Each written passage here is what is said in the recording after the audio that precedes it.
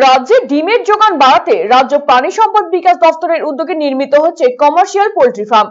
এই পোল্ট্রি ফার্মে 3 লক্ষ মুরগি রাখার ব্যবস্থা হচ্ছে।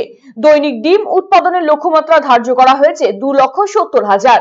এর জন্য বরাদ্দ করা হয়েছে প্রায় 40 কোটি টাকা। ইতিমধ্যে পোল্ট্রি ফার্ম তৈরির কাজ প্রায় শেষ হয়ে এসেছে। এদিন এই ফার্মের কাজ খতিয়ে দেখেন প্রাণী সম্পদ বিকাশ দপ্তরের মন্ত্রী স্বপন দেবনাথ। কথা বলেন দায়িত্বপ্রাপ্ত নির্মাণ সংস্থার কর্মীদের সঙ্গে। আগামী ফেব্রুয়ারি মাসের মাঝামাঝি সময় থেকে প্রথম দফায় এই ফার্মে 1 লক্ষ মুরগি ছানা আনা হবে। জুন মাস থেকে শুরু হবে নিয়মিত উৎপাদন। মালদা ছাড়াও আশেপাশের জেলা এবং রাজ্যের বিভিন্ন অংশে এই পোল্ট্রি ফার্ম থেকে ডিম পৌঁছবে।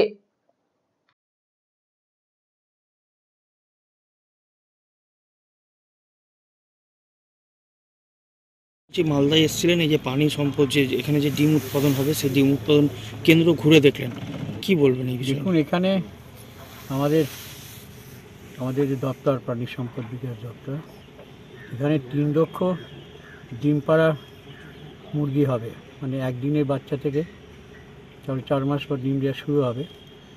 প্রতিদিন ডিম উৎপাদন হবে। হাইয়েস্ট ডিম হচ্ছে 2,70,000। সেটার প্রজেক্টটা ঘুরে দেখলাম। সমস্ত ব্যবস্থাপনাই কমপ্লিট। 15ই ফেব্রুয়ারি মুরগি ঢোকানো শুরু হবে। এবং এই যে বিভিন্ন প্রজেক্ট নেওয়া হয়েছে, ধরুন মুরগির ডিম যেমন পারবে, মুরগির যে মলগুলো আছে সেখানে কম্পোস্ট সার তৈরি হবে, সেটা চাষিদের দিয়ে দেওয়া হয়। তারও প্রজেক্ট ওই যে ওখানে তৈরি হচ্ছে, সব কিছু নিয়ে হবে। প্রায় কত ডিম উৎপাদন হবে? 2,70,000 টার্গেট প্রতিদিন। 3 লক্ষ ডিম পাড়া মুরগি, আর তাতে ডিম পাওয়া যাবে 2,70,000। এর ফলে প্রচুর মানুষ উপকারিত হবে। ডিমের চাহিদা তো মিটবে।